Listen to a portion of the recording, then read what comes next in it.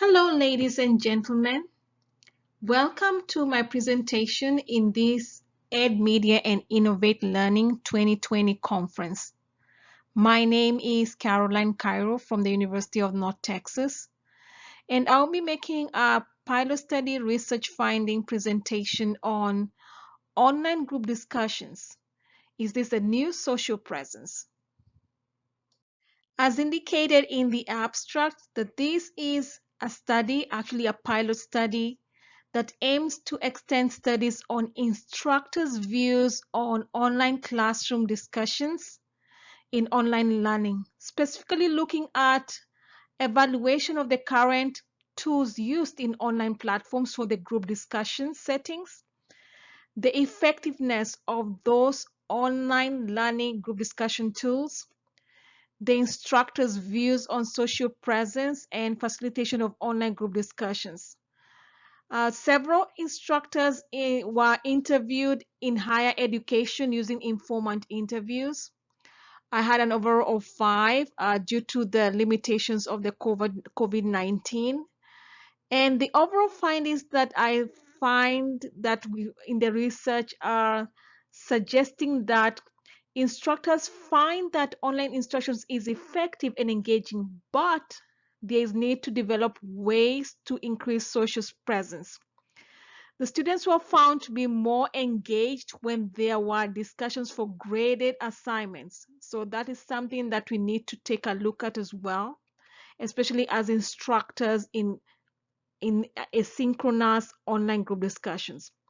It was also found that it is difficult to assess the emotions of students in asynchronous online discussions. So it's difficult to tell how do they feel about the classes, how do they feel about the content of instructions in online learning. Recommendations include the need for simulation of online group discussions and that institutions should place priority in design and funding of learning online group discussion tools. The purpose of the study was to study on instructors' attitudes towards group discussions to be able to build knowledge on the current and trendy methods of conducting online group discussions in online lessons and online forums. This is because there is continued growth of technology-based learning environments, and as a result of this, many of the instructors try to adopt various methods to increase learning, as found in TB 2018. So it will be helpful in identifying the most preferred platforms or software preferred for online learning and the instructors' views on their effectiveness. Improvement on how to effectively design online group discussions and how to implement them for today's and future learners will be discussed, and we'll be able to see what learners prefer and what the instructors prefer as well. The research does implicate everyday practice because human beings use communication as a media to pass information from one group to another. And we do see different forums formed. They could be educative purpose for educative purposes or non-educational purposes. But these are sort of groups formed, for example, in Facebook, Twitter. And so this study will also help people to be able to know how do they design effective platforms to be able to have effective engagement and exchange of information. A lot of factors can be affected by poor written communication skills, and this includes relationships between students, that is students to student interaction and teacher to student interactions. So we need to be able to find a platform that is able to cater for all the needs of the instructor and the students as well.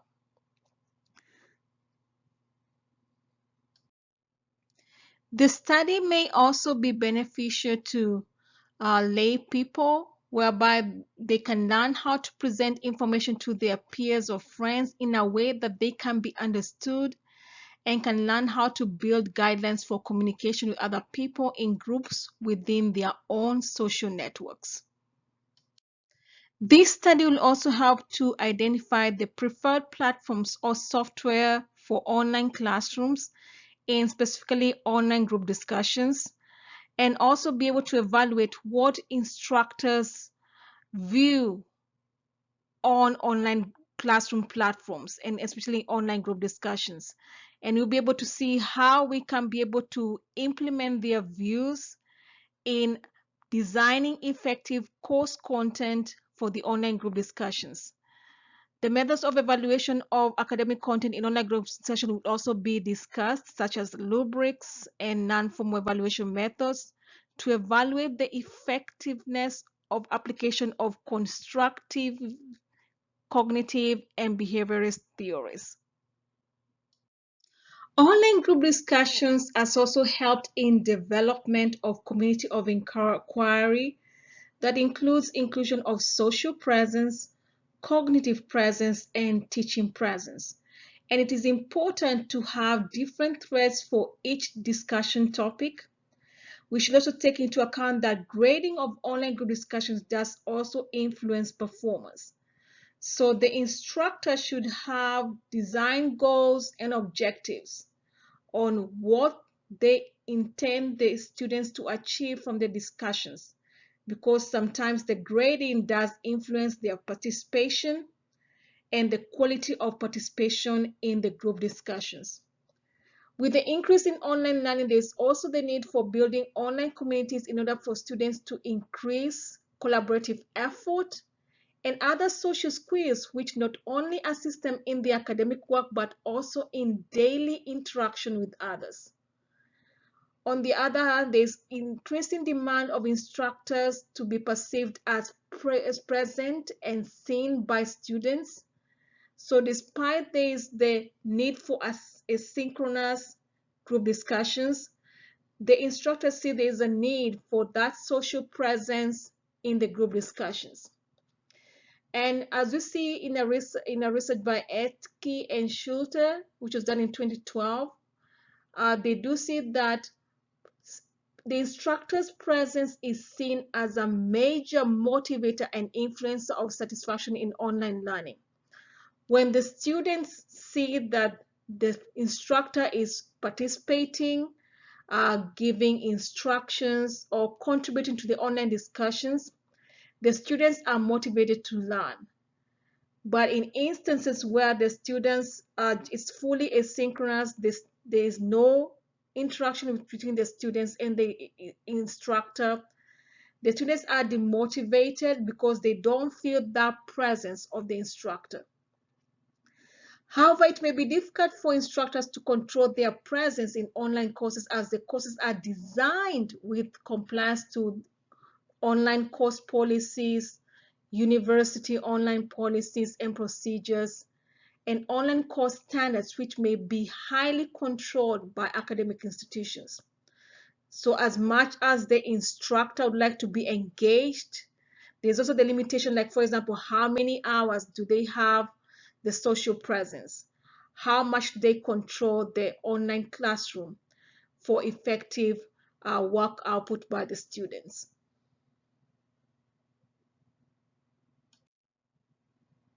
The instructor plays various roles or takes various roles in the online classroom. And we see one of them is creating a safe, open, and inviting learning environment.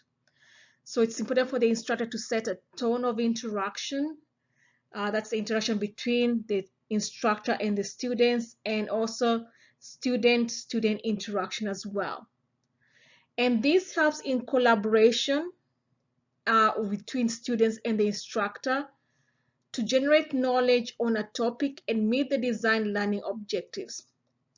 However, the instructor level of participation and involvement can vary based on the different topics of discussions in the online group discussions, and in instances where the facilitator's role may need to change to be that of an observer, collaborator, or facilitator.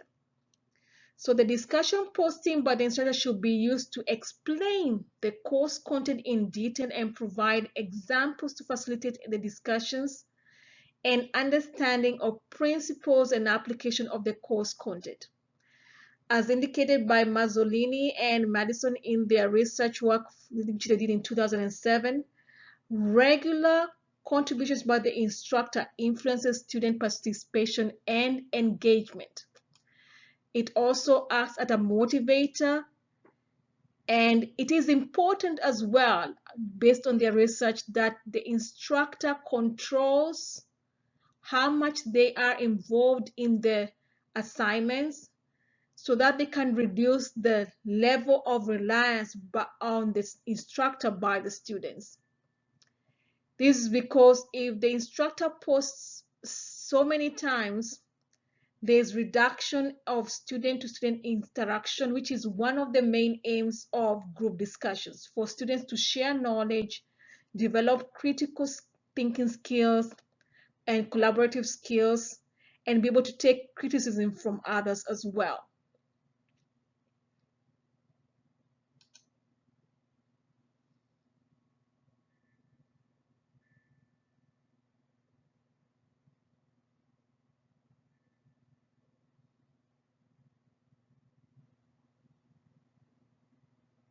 It is important as well to have effective grading and assessments of online group discussion contributions so that we can be able to assess the quality of interactions and the quality of group discussions.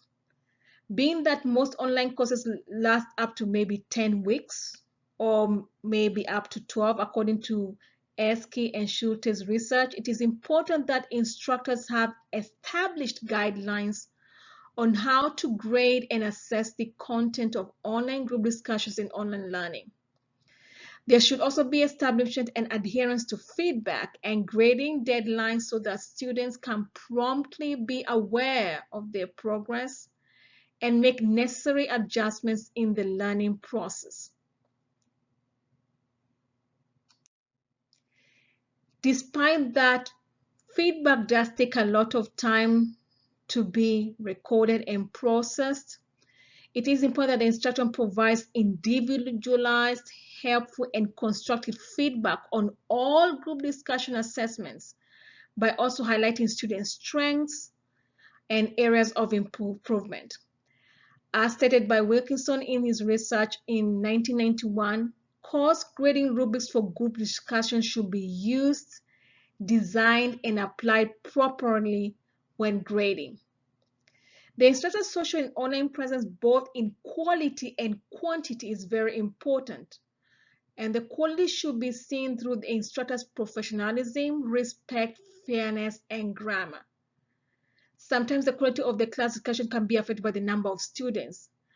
And therefore, it could be because that large groups of students could result in many messages and postings, which would result in information or message overload, and students having a lot of information to read, as stated in the research by Kim in 2013. However, when an instructor is absent and provides a limited interaction with the students, students may be forced to navigate the course content and curriculum on their own, which may result in misinterpretation of the course objectives, topics of discussions, and course expectations. So despite that it does take some time, it is important for the instructor to be engaged with the students in the online group discussions. During my literature review, I discovered that in the past decade, there has been an increase in provision of online learning courses, degrees, and programs in higher education. And this provides convenience to the instructors and learners. And distant learning aim from its initial development was for provision of opportunities to disperse information to diverse populations. According to Allen and Simmons, there has been an increase of distant education with a rapid growth of 83% as online enrollment has increased faster than overall higher education enrollment. Further examples given include over 3.9 million students were enrolled in at least one online course in 2007, and that has continued to increase by at least 12.9%, which far exceeds the 1.2% growth of overall student population in higher education. in the regular enrollment for face-to-face classes. Factors that were viewed to increase student online enrollment were the opportunities to balance between work, family, and education, and overall reduction of costs that involve travel to and from academic institutions. The research process stated that 58% agreed that online learning is critical to the long-term academic strategies of public education institutions. And we see that in our schools. Currently, right now with the COVID-19, we see there's a transition to online learning, which may incorporate both synchronous and asynchronous learning. And we do see that everyone now is starting to see that there are other avenues that learning can be done. And this has brought a lot of questions, which is the most effective way to teach online, which is also beneficial to us as researchers so that we may know how to design effective content to reach learners who have different learning preferences. During the research of this study, the people who participated in the research study were instructors who were in universities and college. I had a total of 4 participants in the research study, and all of them were located in Texas. There was no limit of the number of years the instructor had taught online classes. However, from the analysis, one participant had taught online classes with group discussions for less than 1 year, 2 had taught online classes for over 20 years, and 1 had taught at college level. The interview methods that were used were informative interviews. This is because the aim of the study was to gather information from participants who had informed perspective on online learning and use of group discussions in online classrooms.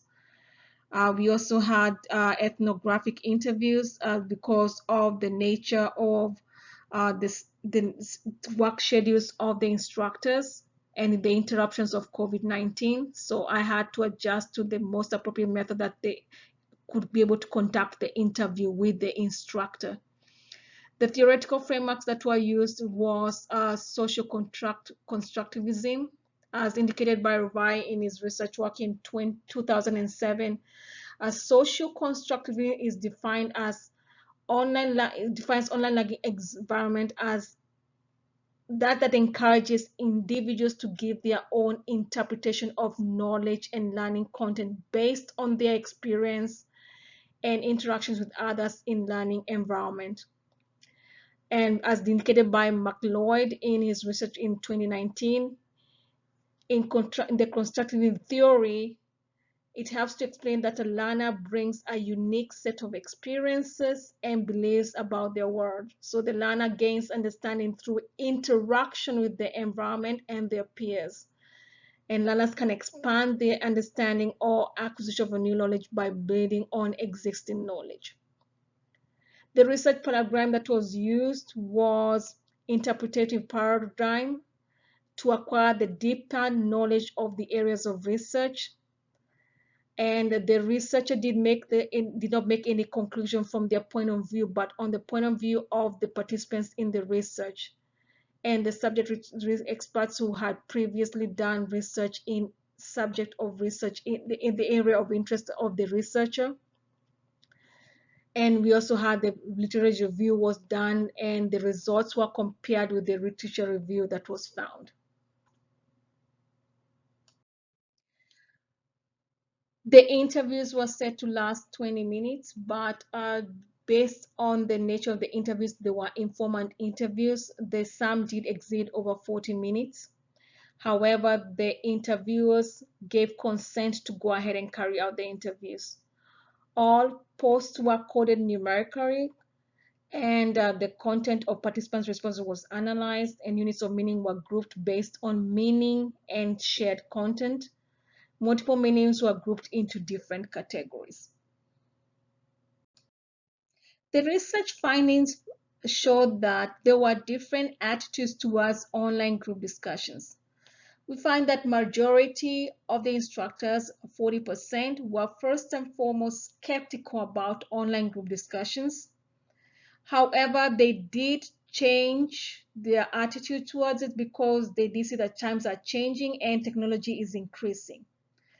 There was need of having proper monitoring systems for online group discussions, and at least they preferred if we could have at least proper or recorded introductory sessions for asynchronous group discussions, whereby students will be able to introduce themselves, and that creates a way for them to build interactions with each other during the online group discussions. Most of them also say there was need for at least smaller groups of students, which can be easily managed with the various tools made available. However, some did note that the technology being used in asynchronous group discussions needs at least to be dependable, easy to use, and easy to navigate, and the students can easily adapt to it without so much dependency on the instructor on how to navigate the platforms. They also did find that online group discussions are engaging, and students find them very engaging because they can discuss topics with each other. But they also need to be monitored to be able to ensure that students are on topic on the various topics in the group discussions.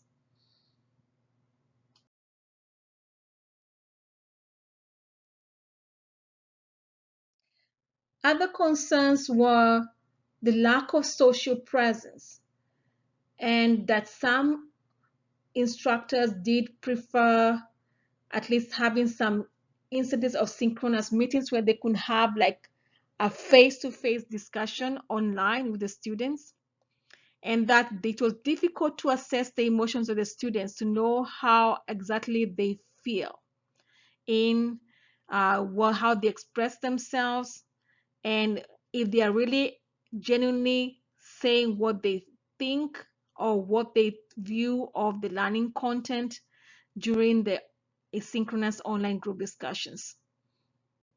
Looking at the rubrics, the type of rubrics preferred by the instructors in online group discussions, 60% preferred structured rubrics, while 20% are designed or based their rubrics based on learning theories. And however, we did have 10% who say they do not use rubrics. For example, structured rubrics could be found among the 60%. And you can see some examples here, participant A and participant B. They had different types of rubrics. For example, the first one is the one gave some pointing some notes on how students should respond to the rubrics. For example, ask a question, make a comment that shows you are interested in what another person says. While participant B just gave grades. You just design a rubrics where it says grading. 1 point, if you, for example, 1 point, there's use of correct grammar. 0 points if there's no entry. So they are varying different types of grading systems that are used in by the instructors in online group discussions. When instructors were asked how do they manage their online group discussions in the instance of managing a large group, we have 40% who used a software platform like Canvas. We have those who manually split the groups manually into smaller groups. And there were instances like 20% who said, 40% who said there was no need to split the group because they had fewer students who they viewed as few, 20 students or more or less. And then there was random assignments as well using like other software platforms, or whereby they will just randomly assign manually the students to different groups and request them to work in different groups as well.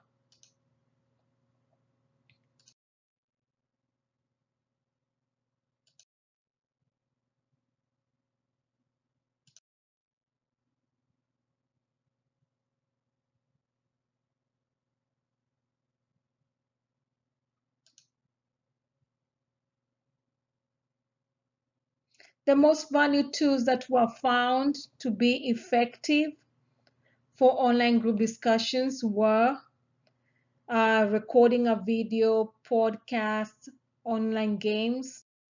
They also found YouTube videos, screen sharing, Microsoft Teams to be very most valuable. And they also find virtual reality, Twitter, Canvas, and Facebook as well to be of value in online group discussions. However, when it came to a question on the least valid online group discussions, it was difficult for some instructors to state what they felt because there's so much control of what they are allowed to use in the online group discussion platforms. And you can see there is an example there. They did admit that it's more expensive to use different tools, but there's also the control by the institution based on the institution policies. As you can see, they're saying we are pretty much limited to tools to use of Canvas. This institution does not allow the instructors to use other tools that are not actually allowed by the institution to be able to carry out different types of forums in online group discussions. However, when it came to professional training, 80% say that actually they are trained themselves in online tools or different platforms to be able to carry out online group discussions and online learning. And so that's something to note. From the evidence, it shows that most institutions do not invest in formal training of instructors in online group discussions. When it came to the content or the topics that are used that are mainly used to provide to be used in instructions on online group discussions or to discuss any content in online group discussions, most of them say that they do have a set syllabus and there is a way they design the core topics so that they align with the course content. And 20% did say it depends on the objectives of the course. But however, the values that the instructors find in the group discussions that they help in collaboration within a group, and everyone has an equal opportunity to voice their views, exchange ideas. There is time to process information that has been presented by another student, and there's no interruption as it would be found in a face-to-face or synchronous meeting whereby people have to wait in turns to talk. So that was something else that they found as well.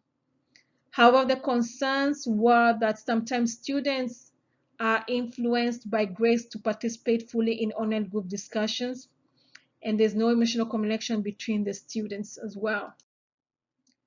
However, the future of online group discussions, they did state that there's need for innovation online, and they need to be accessibility and whereby students have equal access to content. And we need to use other innovative methods like 3D printing and virtual reality and be able to simulate an online discussion. So in conclusion, it is important for instructors to value the use of online group discussion, but they do highlight the need for social presence.